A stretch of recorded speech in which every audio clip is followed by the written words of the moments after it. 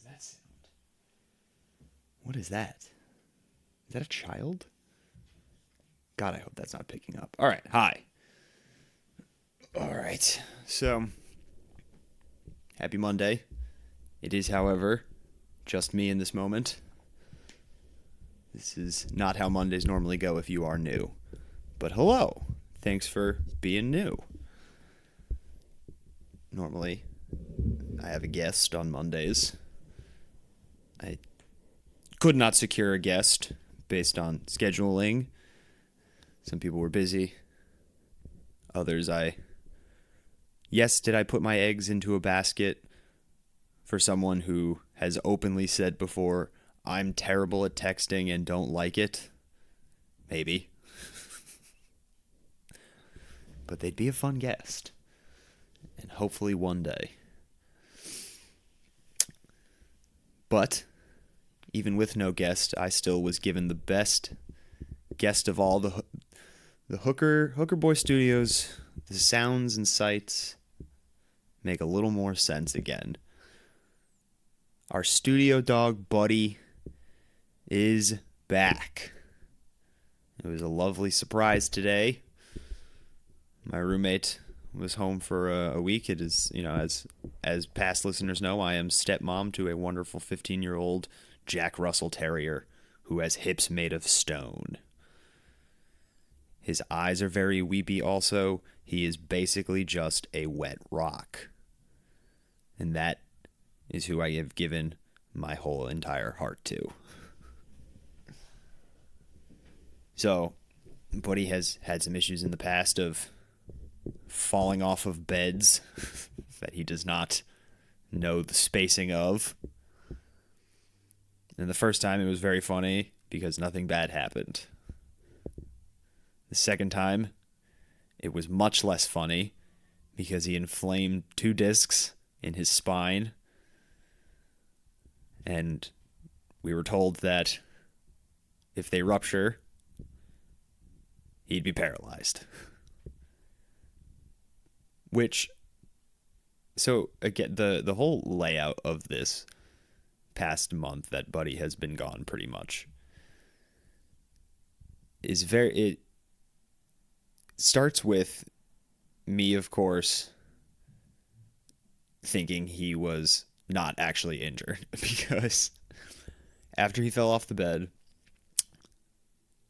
my roommate gave me that heads up, said he was on some pain meds that make him really, really loopy. It was basically, it might have just been straight up OxyContin. And I texted my roommate one morning, and I said, he's moving pretty well. He must be enjoying the meds. And the response was, I forgot to give them to him this morning. I haven't given them to him. I forgot. He hasn't had any in 12 hours or so. Maybe even longer. And that was I was like, this dog's a fucking junkie. He's a lying fiend who just wanted to get high. This dog faked an injury like addicts do, put the puppy face on, and we all fell for it. That was my first thought. We had a laugh about that of Buddy trying to scam his way to his next high. And then later that day I texted B and was like, should I give him some pain meds? Because he was not looking good. So, like I said, the sights and sounds, they make a little more sense in the Hooker Boy Studios. He is throwing himself at doors again, mooching, looking for food. He was home for about 48 seconds. I did the whole, oh my goodness, I'm so happy to see you. I love you so much. And then one of the first things out of my mouth after all of the praise and love I gave him was, what are you eating? Because his food bowl was empty. And he must have found something on the floor that was crunchy.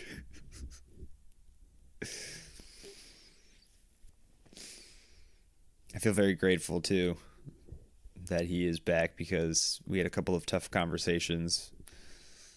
One of the things I said, was I understand that he is 15. He is an old dog. If he has to live back at home where you grew up, in your where you live in Connecticut, if he has to stay in Connecticut, I get it.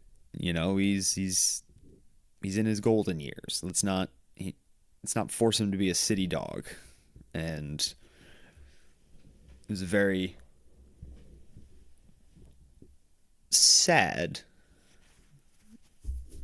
but important conversation, of course, because as much as I love him, Buddy, and my roommate, but as much as I love Buddy, it's still not my dog. And, I want the best for the pup. Especially just because I've had some friends recently who have had some pets cross over to the Rainbow Bridge, and pets should live forever. Pets deserve the human lifespan, and we deserve the pet lifespan. It's unfortunate that Kim and I were talking, if you don't have a pet, if you don't like animals, I feel that's a little strange. Again, there's probably something going on, incident in the past, but the outwardly, like, someone comes over and they're like, get that cat out of this room. It's like, Jesus Christ. All right, did a cat fuck your girlfriend? Relax. So having him back, there were so many conversations where it was just, oh, it's quiet, it's lonely, my routine was thrown off. I mean, there was one day where I have to go into the office occasionally, and my routine, I was pulling out of the driveway, and I said, oh my God, I forgot my computer, because Buddy sleeps in this lounge all the time. The first thing I do every morning is walk over to the studio, my other room, and I say good morning to Buddy, who sits in the guest chair and sleeps mostly the entire day. So I just hadn't been doing that because he was gone, and then finally I needed to go into this room in the morning, but didn't have a reason to in my mind because the dog wasn't here. It's funny that you just become so accustomed to the things, people, pets that occupy the space around you, and then one little shake to the ecosystem, things are completely different, My room, we had a lovely little family moment when the two of them got back. We were just petting the dog, and the three of us are, that's the Hooker Boy Studios team. Part of it, at least. There's plenty of people. It's a small army. So he might throw himself at the door at some point during this podcast. But, Jesus, I did 10 minutes on Buddy. Sorry.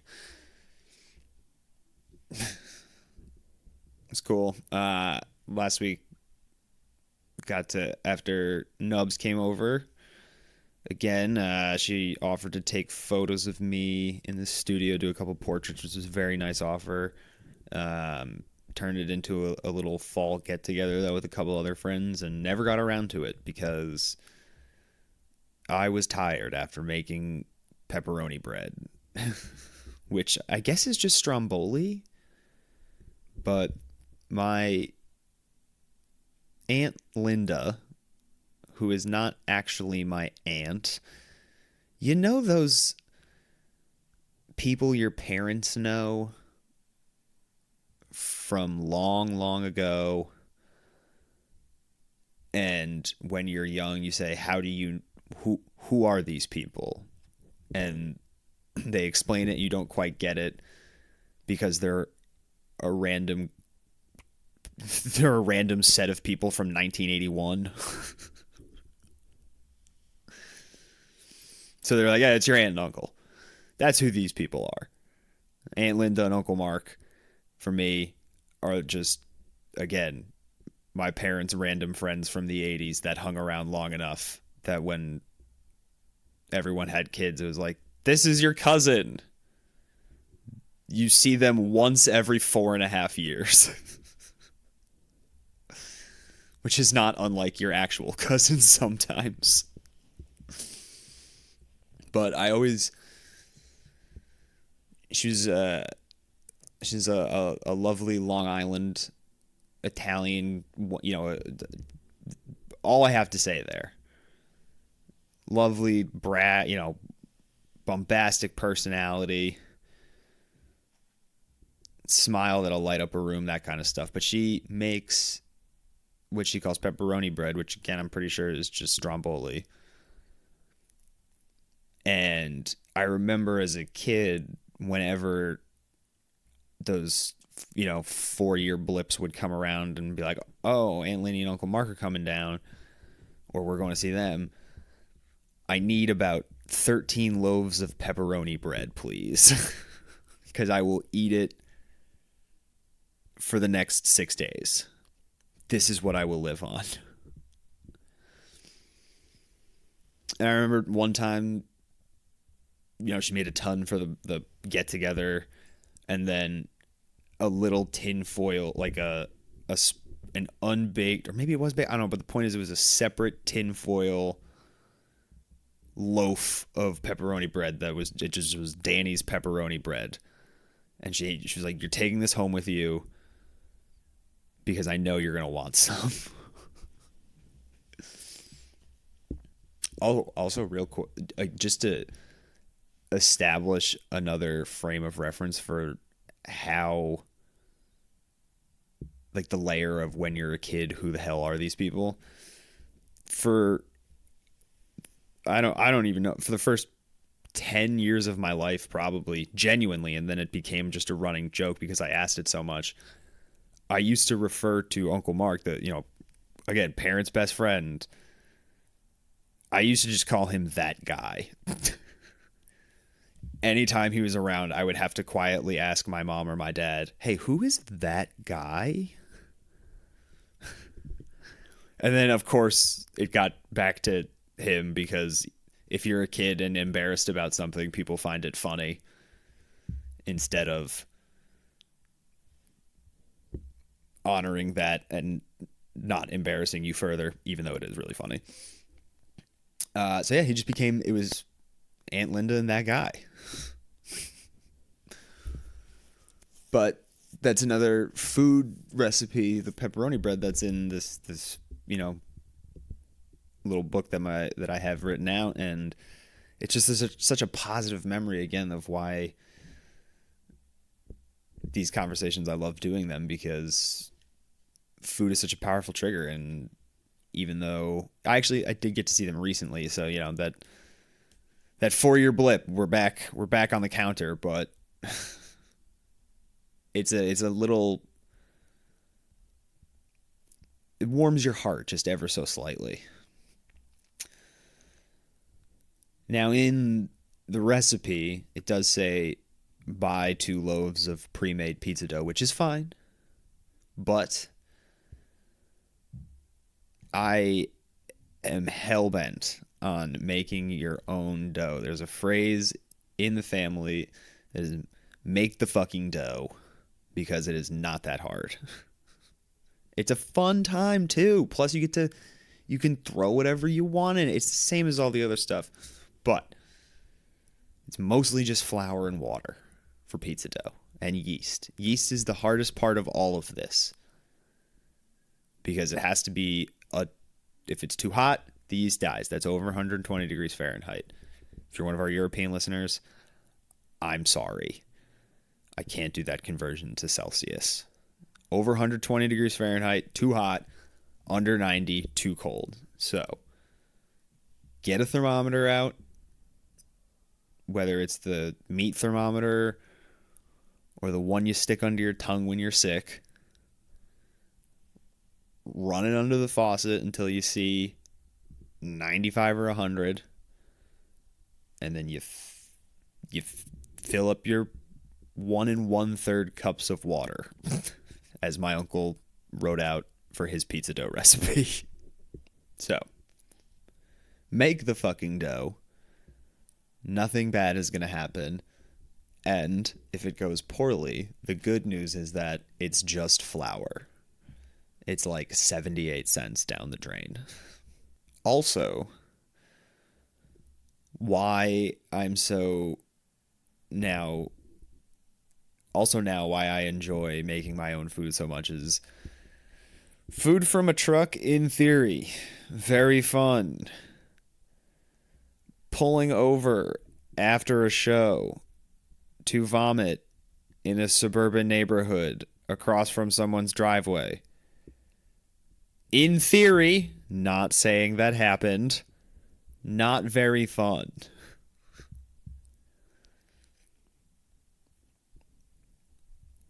And I don't, it's a truck. Obviously, some stuff's gonna get in there that shouldn't maybe be in there. But it's fun. It's outside a brewery.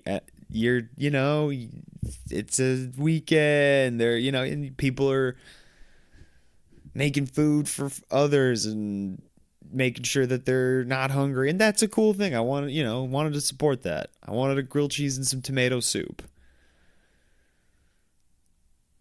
I did not want to have the porch light turned on in this lovely ranch style house as I scurried back to my car and peeled out of there.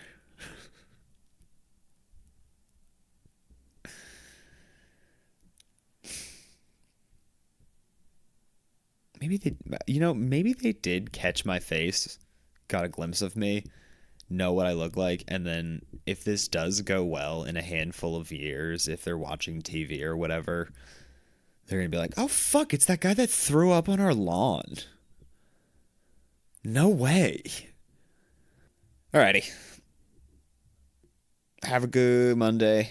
I will talk to you guys more in a couple days. And let's go Knicks.